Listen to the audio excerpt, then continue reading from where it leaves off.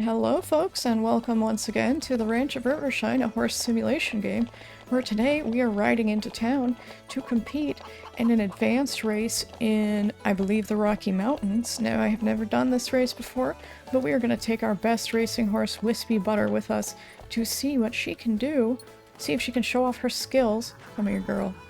Ah, she's such a good horse. Alright, now then, the competition board is right over here, so we can take a peek at the Rocky Mountain races. Advanced race, you can see we've never done this before, we don't have a best time yet. First place prize is $3,700.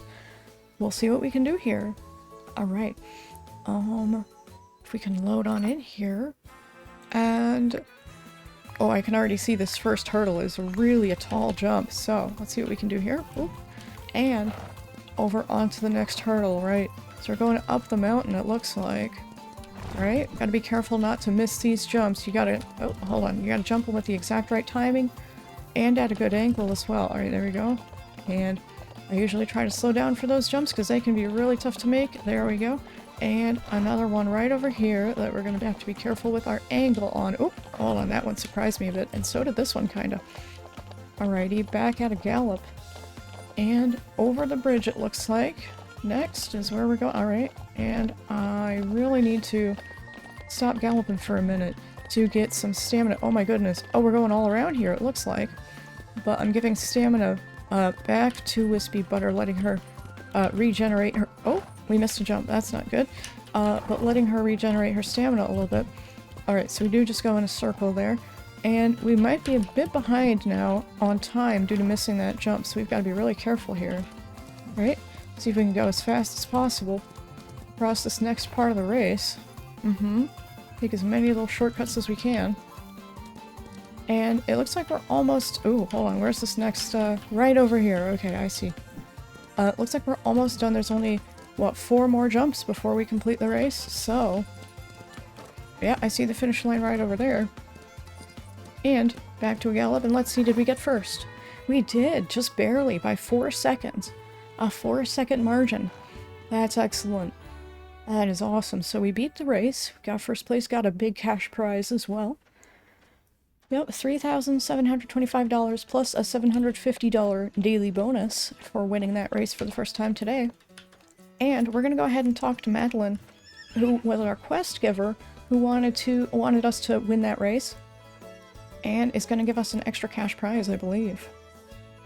$5,000. That's fantastic. We're now at $180,000. And if you were here last time, you would may remember that we are saving up $250,000 to buy a stable upgrade for our ranch, and we're actually headed back to our stable right now because there is still a lot we need to do today, even though we've already finished the races for today, or at least one race. Might do some more later, but we still have a whole heck of a lot of horses to care for, and we have several, or at least one, who is training right now, training their stats for racing and whatnot. So, we're going to take a look at our horses. First of all, there's Waterby. She is still pregnant with a foal, hasn't given birth quite yet, so we are waiting for her to be ready to do that, right? So I had to get a quick sip of soda. I'm going to go ahead and brush her off, right? Make sure she's clean. And using this soft brush, I'm sure she likes it quite a bit. I'm sure it feels good if you're a horse and you're getting groomed, right? If I was a horse, I would love getting groomed, I think. I'm sure they love it. Well, granted, I'm sure there are some horses that don't like getting groomed at all. I mean, I think there are pets, well, horses aren't always pets, but, like, you know, there's work horses and stuff too, but, you know, like, pets or animals that we as humans keep in general, a lot of them don't like getting groomed, and sometimes it's just because they're a bit skittish, sometimes it's because, you know, maybe the people taking care of them don't know how to do it in a approachable way, or maybe they're just fussy animals, you know. But I'm sure there are horses to whom they really don't like being groomed. But anyway, so we've got Bubbly Sprout over here, this young colt. Well, he's an adult now, a young adult. And we are going to be training him. We've also, last horse in our stable for now is Bold Wind, who was a wild horse who we tamed and brought home. Okay, so we're going to take care of him as well. And those are the 2 horses that we're going to be training today. Now, one other thing we're going to be doing today is taking a peek at some wild horses in a one of the riding trails in the game. Because there are wild horses in Lupine Meadow today. Now, let's check on Bubbly Sprout's speed, because I think we're going to be training speed. Oh, he's quite fast already. Well, we'll go ahead and take him anyway. Because Lupine Meadow is the best speed training area. It's also very wide, large and wide open. Wait, hold on. I want to give him a haircut. I liked his short mane and tail when he was a baby. We're going to go ahead and give him a haircut, okay? I just noticed. So, short tail, short mane. Ah, yeah, I like his hair a lot better this way. He's very cute, very proper now. Anyway, so we're gonna go ahead and bring him to the Lupine Meadow, which is through the town. We have to go to town to get to Lupine Meadow. So, off we go. You know, and I said Bubbly Sprout was quite fast, but his canter does still feel really slow to me after having ridden Wispy Butter a bunch for races and stuff, because her speed stat is really high. She was bred from a couple of, I think, was she the baby of Baby Leaf Jr. and Sunny, not Sunny Pancake, or maybe Sunny Pancake, I'm not sure. But anyway, a couple of other racing horses we had, we bred them together, and they made Wispy Butter. She was their baby, and as a result, her base stats when she was born were a little bit higher than Bubbly Sprout's were. And then we trained her, of course, and got her stats even higher, so I'm a bit spoiled by her high stats, basically. Okay, here we go. We're off in Lupine Meadow, and actually, I see that the statue appears to be glowing quite nicely, so we'll go ahead and interact with it while we have Bubbly Sprout out here, and it should give him a stat boost. That is 5% of a 5% speed stat boost for Bubbly Sprout, which is fantastic, so he's going to be going much faster already as soon as we get out of here.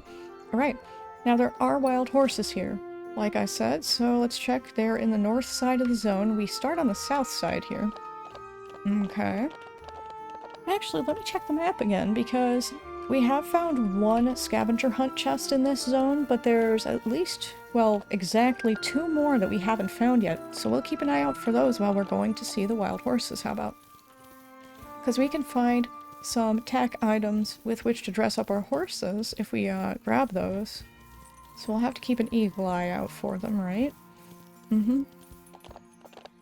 Now then, I'm also looking for foraged goods that just appear on the ground. I see one over there. That little yellow grass... Hold on. Oh, that was a jump. Anyway, this little yellow...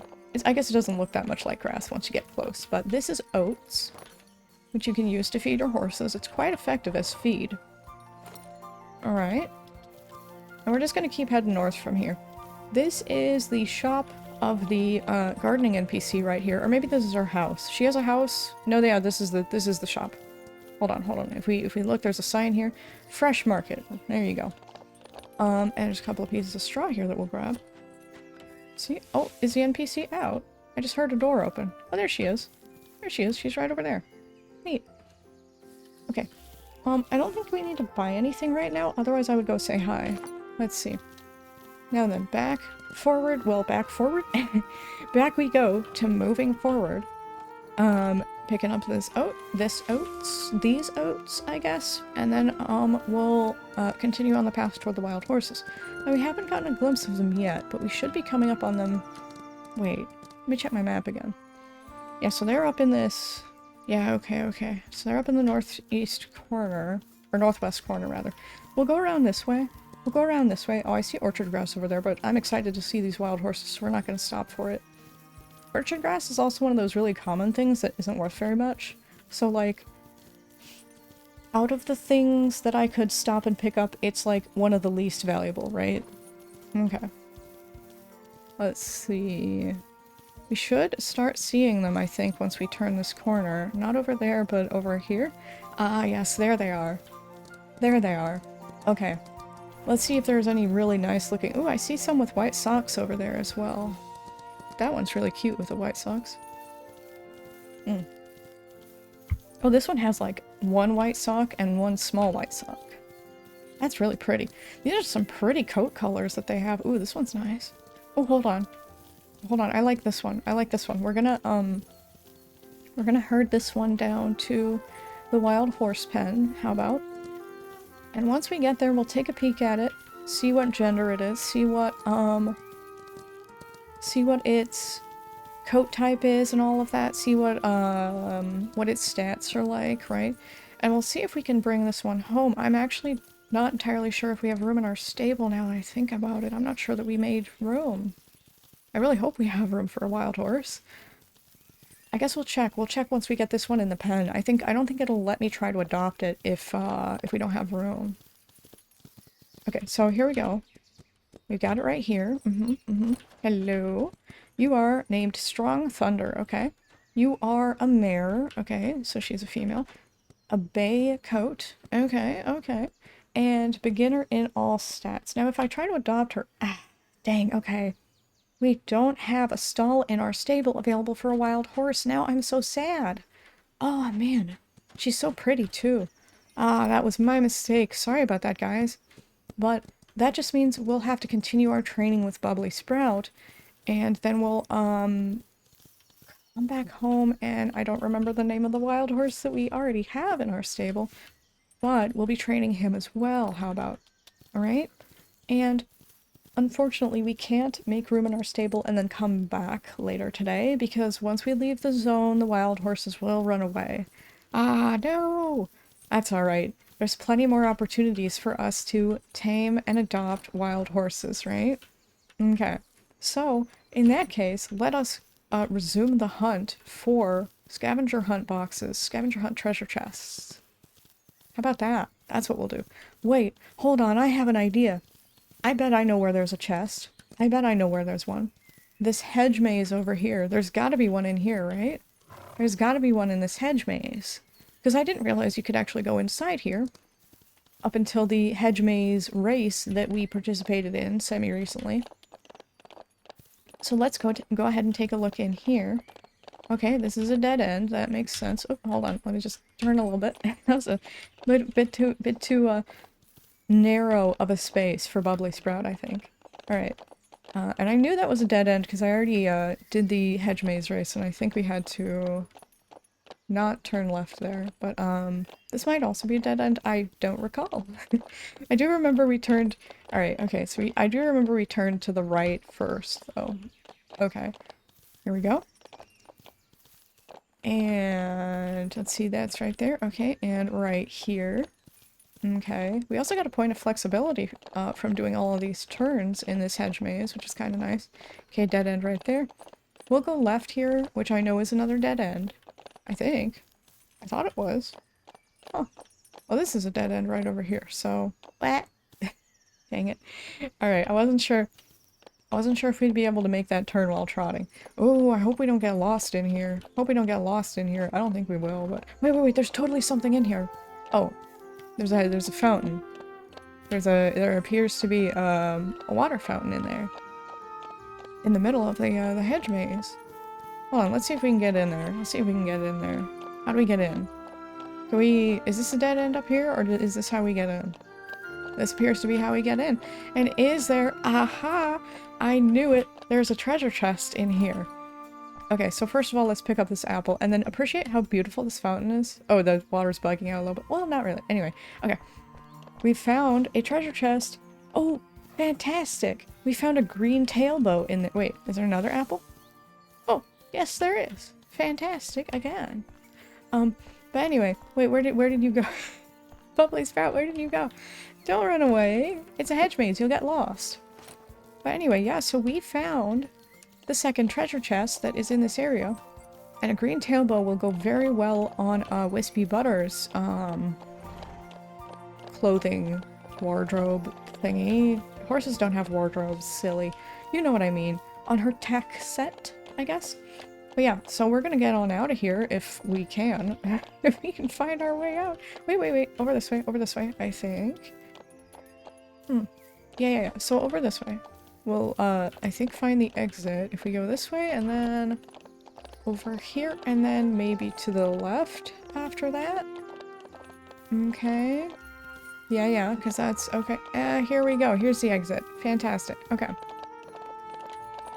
And anyway, now that we're out here, we're going to continue... Well, actually, there's still one more chest that we haven't found. So we'll continue looking for that while we're training Bubbly Sprout, how about? And we'll continue looking for oats, too. And I know that I saw one at the top of this hill. And indeed I did. Fantastic. Now, I do also... I vaguely... Well, where would the other chest be? Because if I remember right, first chest, or the chest that we just found, is in the hedge maze, of course, on the southeast corner of the... Wait, where are we? Oh, okay, southeast corner of the zone. Then I seem to recall one was inside a little... Where was that? Right over here on the northeast corner of the zone, or east area.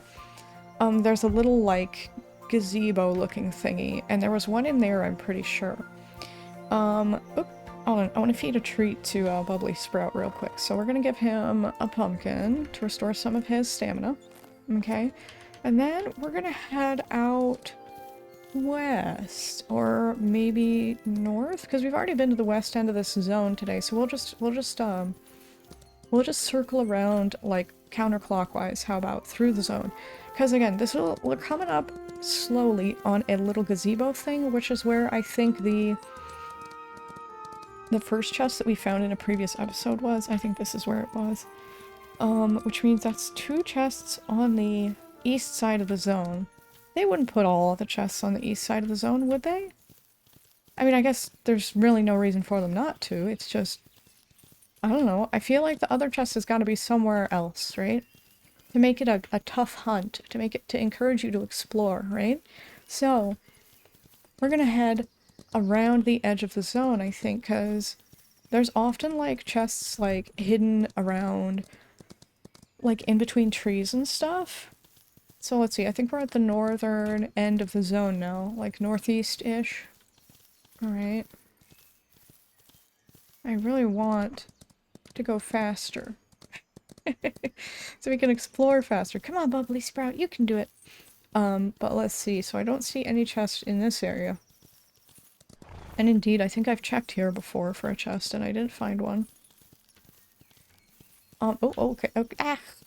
I thought maybe we could jump down there. That probably wouldn't be healthy either way, so it's probably best that we can't. But, alright, here we go. Oh, and this is where the wild horses were, of course. So those were on the northern end of the zone, right? Yeah, okay, so we've gotten through to the, not northeast, but just straight north end of the zone.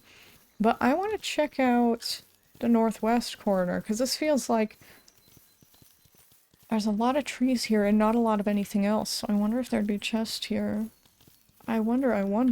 Well, there are some jumping obstacles here, and I definitely don't see anything special here in terms of treasures. We'll just keep looking then. Let me get another drink of soda. I've been very drinky today.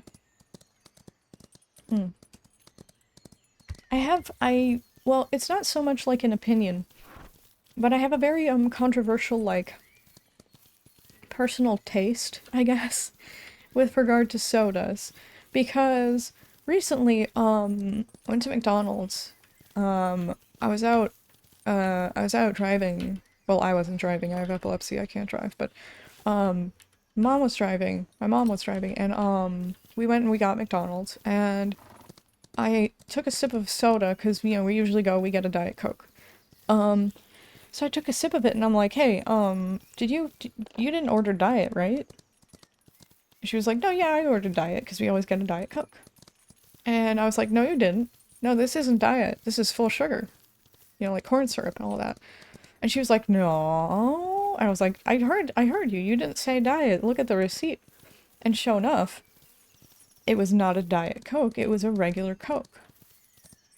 And, well, Mom is diabetic, so she can't have that much sugar, so that's one reason why we have Diet, but I think I got so used to Diet that I actually prefer it to non-Diet soda.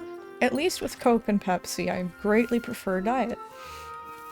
And I think part of it is, I just feel so damn guilty drinking the, you know, the full sugar or corn syrup or whatever version of the drinks, because, like, I know it's super bad for me, and I don't get that much difference in taste personally, between the, you know, full sugar version and the diet version. So I just don't like it, but I noticed this time drinking it, I was like, ugh, something is very off about this. It tastes really weird and nasty. So I think I've... Really? No chest? We haven't found one. That's okay, we'll head on home. I was surprised we didn't see one though. But anyway, so like, I actually prefer Diet Coke to regular Coke. And same with Pepsi, which is like, I feel like a very strange take. Again, I'm not gonna say like that they're better. I just personally find the full sugar versions very gross. I think I'm in the minority there. But that also, it's not all sodas though, because like lemon lime sodas, I cannot drink diet. It just tastes like water. It just tastes like water, which like I'm sure that's how other people feel about Diet Coke compared to regular Coke, is there's just like, it just tastes like water, you know? And that's another thing I cannot drink, is like flavored waters that are not sweetened, you know? Ugh, I cannot do that. My mom, gets those a lot and keeps them in the pantry and all that, because she likes to drink them. You know, partially because she's diabetic and she can't have that much sugar or whatever. So they're good for that, but I can't drink them. And this is just kind of a fun fact, I guess. I cannot drink them not just because they are gross to me, but also because, again, I was saying earlier, I have epilepsy, and these flavored drinks I'm talking about. My mom gets the what is it called? Grapefruit kind. So, fun fact, and maybe this will help somebody out someday, I don't know. Spreading the knowledge, but, hold on, let's just give Jump food. But yeah, fun fact is that people with epilepsy cannot eat grapefruit or grapefruit juice. Any amount of it can be very bad for you, because there's some kind of, there's something in grapefruit and grapefruit juice, and maybe related fruits, but I think it's mainly grapefruit. I don't know what would a related fruit to grapefruit be. I know there are some, but anyway. So grapefruit juice has some kind of material in it, you know, like a chemical or something. I don't know what it is. But basically it interacts it interacts strangely with medication that is used by people with epilepsy, basically. So if you know someone with epilepsy and they're drinking grapefruit juice, be like, stop that. I mean, you know, you're really not supposed to at all. And this isn't exclusive to epilepsy medications either. A lot of different medications can have strange interactions with grapefruit and grapefruit juice. Like this one time, I had forgotten this fact for like a long time, and then I was like chewing I was eating like a fruit chew candy kind of thing, and it was grapefruit flavor, and I was like, hold on, I just unlocked a core memory. I'm pretty sure I shouldn't be doing this. And so I just googled like grapefruit juice, like something like that, like why shouldn't I eat grapefruit or something like that. I was like, oh shit, yeah, so I can't eat this. oh right, we can't take the big jumps with this guy yet. But yeah, because you're really not supposed to have even a little bit. And again, it's gonna vary, your reaction will vary from person to person and from medication to medication, because everyone reacts differently. Everyone's bodies are different, and everyone's bodies react differently to different substances, but I would say if you're on a lot of meds, or especially epilepsy meds, just avoid it. Again, just trying to spread the wisdoms there, I guess. The wisdoms? Yes. Just trying to spread the wisdom there. It's very interesting, because I believe, and by the way, don't take this as medical advice ever, but just a little tip. If I remember correctly, the thing that the grapefruit does is it basically just like makes the effects of the medication more intense, which doesn't mean that it'll protect you better against seizures.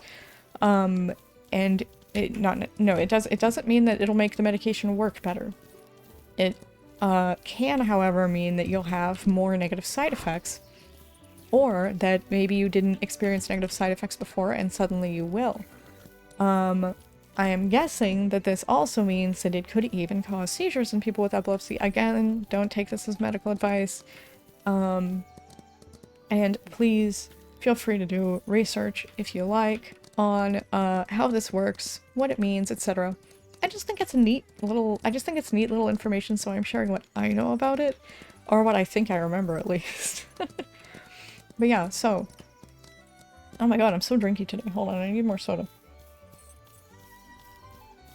Okay, but like, yeah, it's just so interesting how our bodies work, and how even a small thing like eating a piece of fruit can just totally change everything up in a surprising way, right? Man, food is crazy like that. Just like, cause like when you think about it, like a lot of like medicines, like things that are used as medicine, are contained in either small amounts or somewhat substantial amounts in some cases in just like regular foods that we eat every day, you know?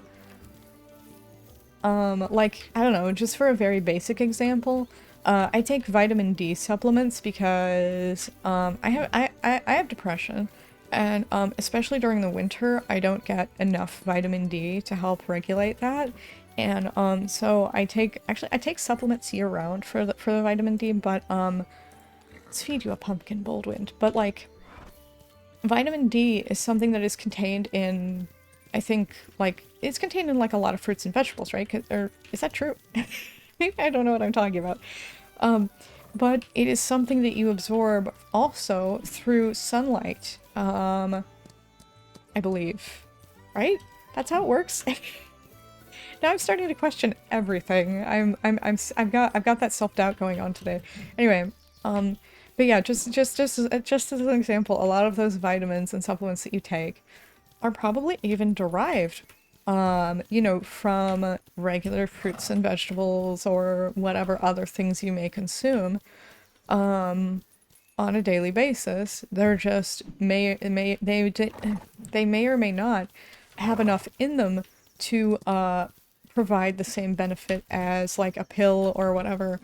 But what I'm saying more is along the lines of like, isn't it weird how many things we put into our bodies on a daily basis, and like how that like can change at like so much with so little. And also just like, isn't it weird thinking about how like, you know, something that we use as medicine is just also found in our food, you know? I think I've heard the term food as medicine used a lot, and I do think food can be powerful medicine. I think one of the ways actually that it can be powerful medicine is not even through like the vitamins or whatever in the food itself, but through like, I've heard this said a lot by people. It's like, obviously, like I'm the kind of person where like I'm struggling a lot with my health the past few years, and I have a really hard time getting up out of bed most of the time, and I find it very hard to cook for myself. But I think that on the days when I'm able to find that energy and use it in that way, it's kind of like, it's a self-care activity, and kind of gets you like busy and doing something that isn't, I mean, like, I'm not gonna say that you shouldn't be, well, doing something that isn't sitting in front of a screen all day. Disclaimer, I do that, and you know, I'm not gonna shame anyone for doing that. But sometimes it is good to get away from screen time. And anyway, like, I'm basically just saying, like, that's another way in which I think food as medicine is a thing, I guess, if that makes sense. Anyway, with that being said, we have just hit the 30-minute mark on the episode recording, and it is dark outside, and we have finished training our horses for the day, so I think I'm gonna call the episode here, guys. In which case, well, I guess I'll talk to you guys next time. Alright. Bye.